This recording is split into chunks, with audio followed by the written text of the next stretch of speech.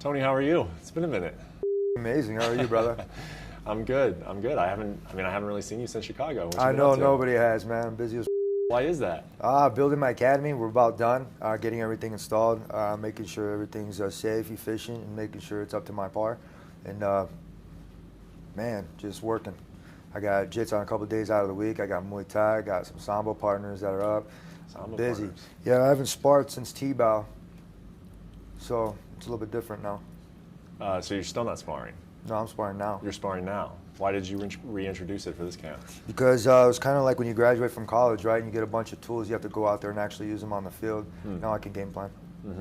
How's it been getting back into sparring after taking a long time off? Not bad. Why did you take the time off from sparring to begin with? I didn't. I was just perfecting my craft, trying to. Could never get there, man. It's just one of those things that you always find something better to add on into your footwork and everything else, man. And in the mental process, making sure it's mentally tough, making sure that everybody in the press actually understands that I'm not around. Yeah. Where'd you find these Sambo guys? Shh, can't tell you. Can't tell me? Secret? But how beneficial has that been? I mean, obviously, you feel like you're getting more familiar with Khabib's fighting style? No, absolutely not. He's another opponent. And the one thing that they don't understand is I haven't wrestled in any match except for T-Bow and for Ramsey Nigem, and I was 1-for-1 in takedowns. I mean, how's it feel coming into this fight at UFC 249, 2 years later from 2018? It's back in Brooklyn. It's in April again. Funny, it's right? the same opponent. Deja vu. Yeah, is there a sense of that? No, we're in the Matrix. I got this, right? I'm Neo here, brother. I'm ready to take this guy out. He's a dirty Q-tip. I'm going to clean his ass up right there. 2 to the stomach, and he owes me 20 push-ups for making the homeless do a bunch of out there in New York. You haven't forgot about that, huh? Absolutely not. And then he wants to beat up on a high schooler preparing for state a week before. That's strike 2. I'm in California. I hear fighters tell me all the time, this is just another fight. This is just another fight. I'm treating it like any other fight. Yeah, but I'm not other fighters. You obviously know that. You've seen here. We've been through the interviews. You've seen me bring it to one of the highest points right there to look over some stuff, and it's a different aspect that I have.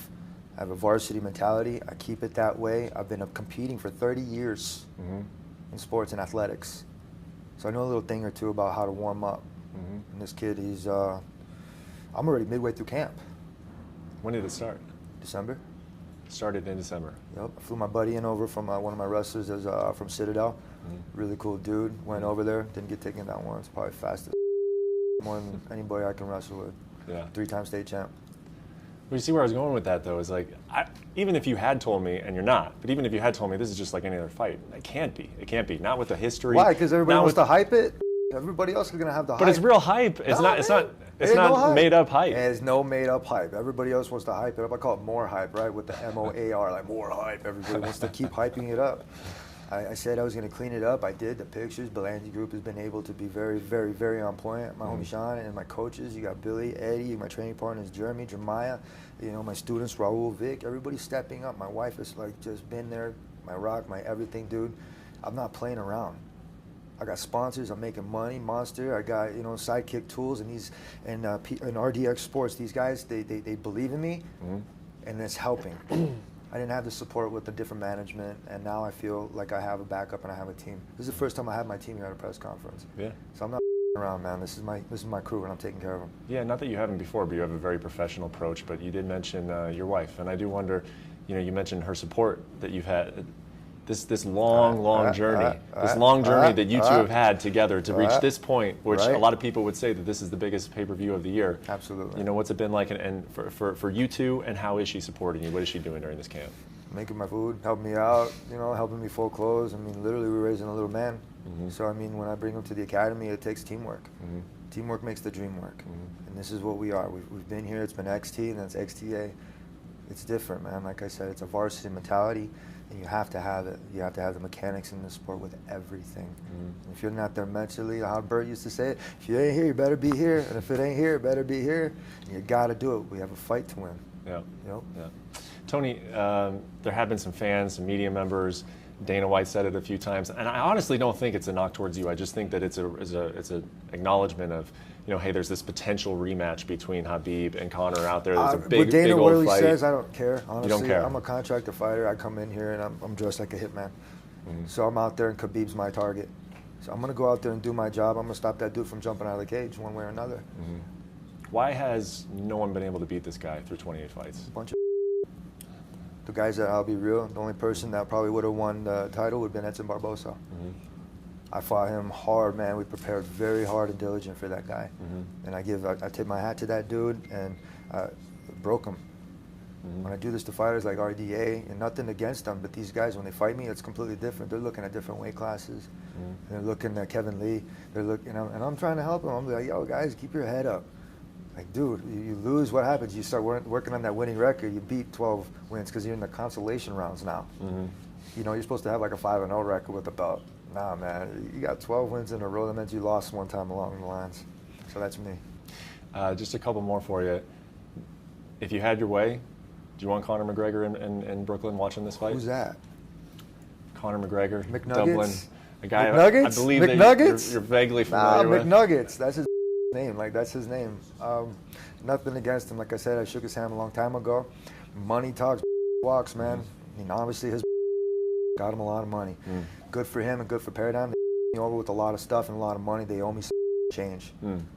I feel but like I'm not going to go out there. I'm not going to get it from them. You know what? You guys could donate it. I feel like when you By the way, Khabib owes me $200K too. Why is that? So he can donate what was that too. What was that one for? UFC 209. And that was, what was that one for? Oh, because he said he would pay the right? if you would just show up. That's right. I'm going to take it on your ass. Tony, what is it going to feel like to have that belt wrapped around your waist? You've already had that. You actually had that in this. You've actually had that in this building, and that's what you're calling for right now. How you talking about that other recycled belt? Seriously, this is the real. Nobody else has got that except for a few people, but I got it before Khabib. Never left. It's always been here. We can add more trophies. I got the fighters only trophy. I got a lot of medals. I got a lot of cool stuff, but that's for my kid. I don't need that. Like, honestly, I you really view don't. this as a title defense? Yeah. You do. Nah, man. Like, seriously, they hid Khabib's belt in the poster, but it just showed just a little bit. And that's cool. So thank you, UFC, for making it a little bit modest. But next time, throw my belt in there. Okay. Make sure. Okay. All right. Last question. Why are we carrying around a baseball everywhere we go lately? I don't know. I forgot a rubber one. I don't know. Like, seriously, like, I don't know. I have a When I football saw you in too. Chicago, you walked in throwing a baseball up. I'm an athlete. Yeah. I'm an athlete. And nobody can change that. Like, I'm being real. I'm throwing fastballs. I got my lane. I'm hitting the speed bag from I don't know how far away. Right, first time you two. Like, you have natural athletes that you just go out there and they have fun. And in order to do this sport for a very long time, you have to have fun. You burn yourself out, and I know we're getting close to the 7-8 minute mark because I know my rounds. I think we passed it already. Yeah, no, we're done. Well, hey, man, I appreciate it. Really looking forward to seeing you in Brooklyn. Thanks, Cheers. man. Thanks for watching ESPN on YouTube. For more sports highlights and analysis, be sure to download the ESPN app. And for live streaming sports and premium content, subscribe to ESPN+.